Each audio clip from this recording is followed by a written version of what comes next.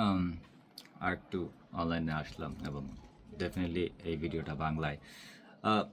Anyways, first welcome back. এর দ্বিতীয়ত একটা খবর আপনারা দেখছেন চারিদিকে, এবং এই খবরটা বের হওয়ার পর থেকে আপনাদের মধ্যে অনেকেই খুব উল্টাপাল্টা প্রচার করছেন। এগুলি উচিত হচ্ছে না। খবরটা হচ্ছে যে বাংলাদেশের বর্তমান মানে ইন্টারিম গভর্নমেন্টের একজন অত্যন্ত সৎ, মহান এবং সেরা আর কি উপদেষ্টা, তিনি নাকি এয়ারপোর্ট দিয়ে যাওয়ার সময় তার ব্যাগের মধ্যে AK-47-এর ম্যাগাজিন পাওয়া গেছে আর কি, বুলেট সহ।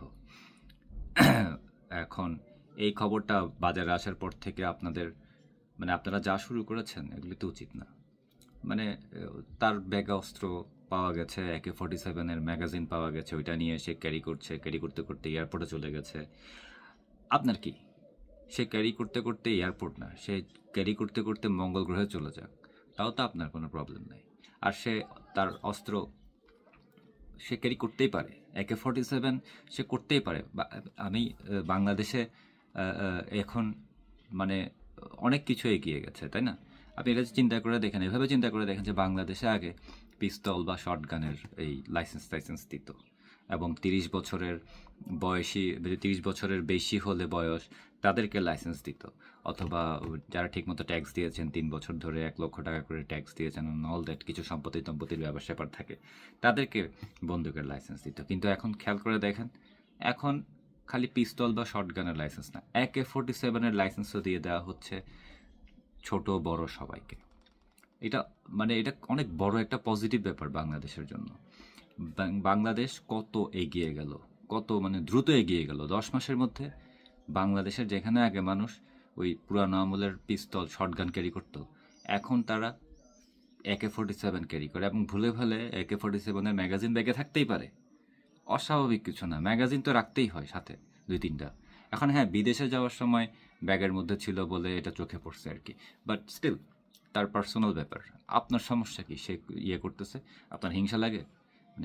খুব বেশি খারাপ লাগে এই বাংলাদেশের এই সমস্ত উন্নতিগুলিতে? অনেক এগিয়ে গেছে বাংলাদেশ। আর তাছাড়াও ব্যাপারটা বৈষম্যের। আর্মি, পুলিশ বা অন্যান্য মানুষজন, বিভিন্ন ধরনের ল এনফোর্সমেন্ট এজেন্সিগুলি, তাদের মানুষজন ক্যারি করছে না, এই আর্মস ক্যারি করছে না। তারপরে বিভিন্ন দেশের সন্ত্রাসী বলেন, আফগানিস্তানের লোকজনগুলিকে দিকে তাকান, বিশেষ করে আফগানিস্তানের দিকে দেখেন, সবার হাতে একটা করে AK-47 আছে, একটা করে রাইফেল আছে। তো তারা যদি পারে, তালেবানরা যদি পারে, আফগানিস্তানের লোকজন, সরকারের লোকজন যারা টেবিলের উপরে AK-47 রাইফেল নিয়ে অফিস করে, তারা যদি পারে, আমাদের বাংলাদেশের এই মহান উপদেষ্টারা কেন এই কাজ করতে পারবে না? হ্যাঁ, তারা পারলে এরা কেন পারবে না? সিরিয়াতে দেখেন, আইসিসের দেখেন, বিভিন্ন এই সমস্ত কনফ্লিক্ট জোনগুলিতে দেখেন, তারা দেশটাকে শাসন করছে কীভাবে? হাতে AK-47-এর বন্দুক নিয়ে, তাই না? শিশু হোক, বুড়া হোক, সবাইকে সমান অধিকার দিতে হবে। এবং আফগানিস্তানে দেখেন, একটা বাচ্চা ছেলেও AK-47 ক্যারি করছে, একটা বুড়াও AK-47 ক্যারি করছে। যে মন্ত্রীর টেবিলের সামনে AK-47 ঝুলায়, সেইটা নিয়ে ছবি তুলে দিচ্ছে। তো এইসব দেখে আমাদের দেশের উপদেষ্টাদের খারাপ লাগে না?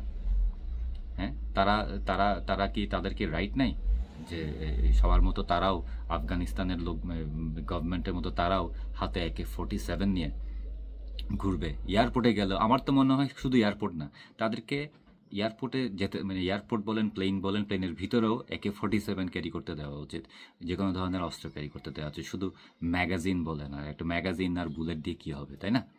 তো ভুলে আমার মনে হয় তিনি আসলে ব্যাপারটা হয়েছে কি, আমাদের নিউজ পেপারগুলি আসলে ইন্টারপ্রেট করতে ভুলে গেছে। সবাই বলতেছে উনি ভুলে ইয়েটা নিয়ে আসছে, ওই যে ম্যাগাজিনটা নিয়ে আসছে। আসলে ম্যাগাজিনটা আনতে মনে ছিল, ওই AK-47 বা রাইফেলটা নিতে ভুলে গেছে ব্যাগের ভিতরে। এটার জন্য উনি হয়তো সরি বলতে পারে, কিন্তু ওনার আসলে সরি বলার দরকার নেই।